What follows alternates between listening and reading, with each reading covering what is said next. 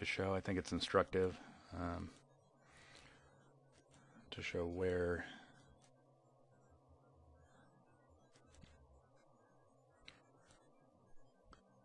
how things can potentially go wrong with this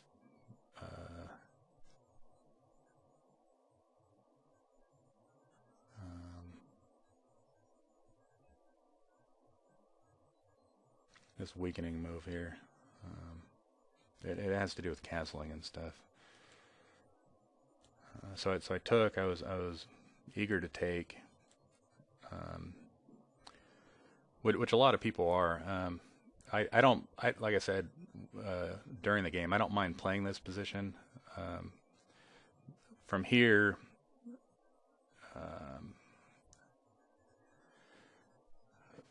the Black's moves up to this point are, and White's are this is a classical response. This Sicilian is like really annoying when people push this move up. Well, it's annoying because it's super effective, but this is like old chess, like 1900s chess, and this is the way I play. This is the way I think, and so this response to my opening is something I would play if I were playing Black, and I do play it. I play it like that all the time. Here.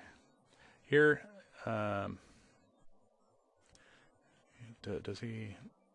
Yeah. So I'm attacking the pawn. He defends the pawn. This is all pretty standard. A lot of people bring the bishop all the way out to c4 to attack this. It's a fried liver attack. Then you end up bringing the knight up to g5, and then you've got two people attacking here. If you take with the knight, you're putting pressure. You're attacking the queen and the rook. If you take with the bishop, you've got check, and the king has to move.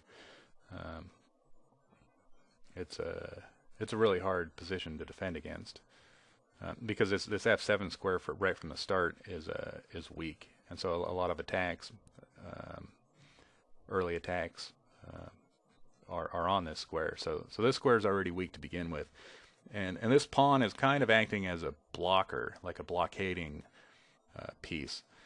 So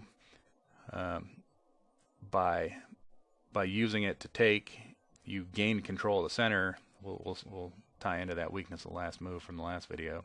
But your weakness now is that this f7 square is already weak, but it maybe has a little bit of an advantage of you have a blockade here, but now it's a weak square even without a blockade.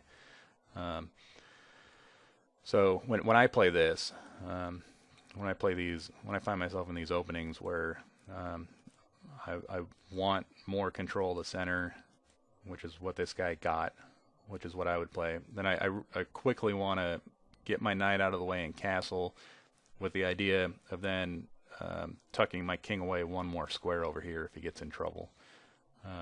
You still have some back row mating possibilities, but the advantage to this is now you have this rook after you've castled that's just shooting down this f file.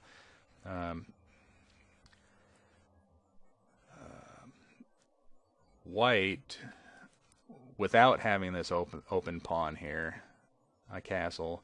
For me to now if I want to get my rook involved, I've got to swing the rook over, up, and over again. That's a lot of moves. Or I think what I did in the game, so that's 1, 2, 3 moves if I want to get my rook blasting down this file, where all this guy has to do is get his knight out of the way, maybe even move the knight to this e7 square castle, and bam, he controls this whole file. He can swing his queen over. Now he's got control of all this. His queen's over here. He's got control of all that, and this knight maybe wants to come join in the attack too. He could very quickly have an attack going. Okay, this is where he went wrong. I didn't notice it in the game. Nimzovich, I think he's a German guy. He says that the beginning player, which I'm going to say is anyone under 1,250 points, 1,250 score, skill level. The beginning player should avoid this move. It's called the fianchetto, and it looks neat. I used to play it a lot. until I heard Nimzovich's explanation of why you shouldn't play it. So people play it because then it puts their bishop on a nice square that shoots right through the center and all the way down at the king. People fianchetto their king side. If I'm castling king side, then their bishop is like shooting out into outer space. It's not doing anything. This is still okay too. You can, well, I'm going to say it basically turns, if you fianchetto on the king side and your opponent castles on the king side, then your piece is now a defending only piece. But by fianchettoing this light squared bishop, it is an attacking piece, or it's got the idea that he wants to use it as an attacking piece. But Nimzovich says that if you're a beginner player, which I'm going to say is about under 1250, you don't want to play this move because it's too slow. It's 1-2 moves. It's too slow, and against a strong opponent, they can take advantage of that, which I was just able to do in this game. You're not always able to take advantage of that, but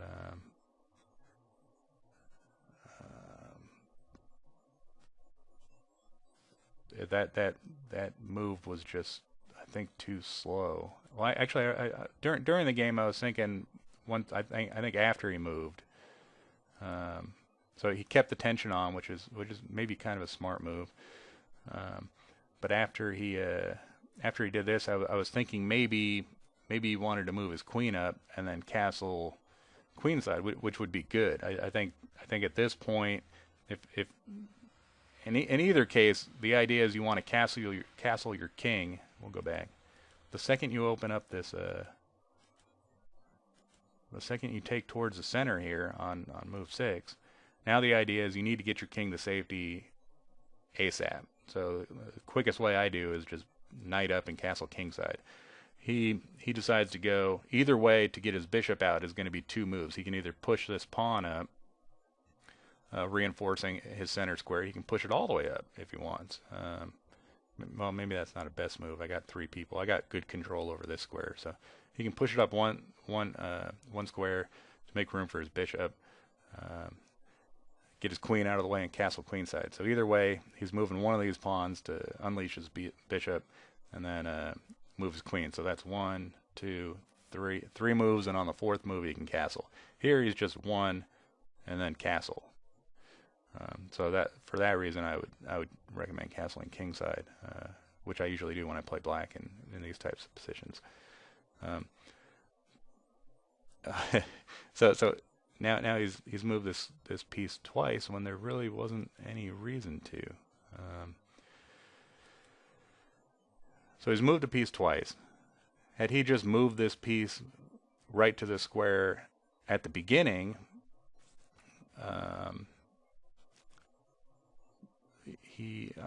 by moving this piece twice without really accomplishing anything, he's basically given up a turn. Here you go. I don't want to play. You play again. And in chess, that's not something you want to do. I mean, well, maybe he's reinforcing this. He's thinking I'm going to come up here, which I was. So maybe there was some thought to this. I probably would have, if you're worried about this pawn, I probably would have just taken and then pushed this pawn up. Or he could have just moved the queen over. That would have done the same thing. Which, if he wants to castle queenside, maybe moving the queen anyways would have been a better move. But anyways, he seems to be losing a little bit of time here, and you can see that in we'll see what he plays. Here you can't. Here it's maybe not that obvious. We both have 2 pieces in the game. We have 2 pieces in the game, but you can see it because I've already castled, which is the same as if I didn't castle, I could have used that move to bring another piece into the game. So if we count castling as getting a piece, it does. It gets this rook into the game. So I have 1, I have these two plus the rook in the game. This is after an equal number of moves, and he's only got 2 pieces in the game. And by like important pieces, I mean pieces on the back row. So he's down 1 move at this point. And I take, he takes. I come out and check. Which now I'm bringing another piece. And this is a forcing move. He has to do something about it. So he pushes a pawn. Even ignoring the fact that this bishop is loose and I take it and take this other one. Just at this point, I have after an equal number of moves, I have 1, 2, 3, 4 pieces in the game now to his 2 pieces. So that not getting his king, you know, I said earlier the goal was to castle as quickly as possible.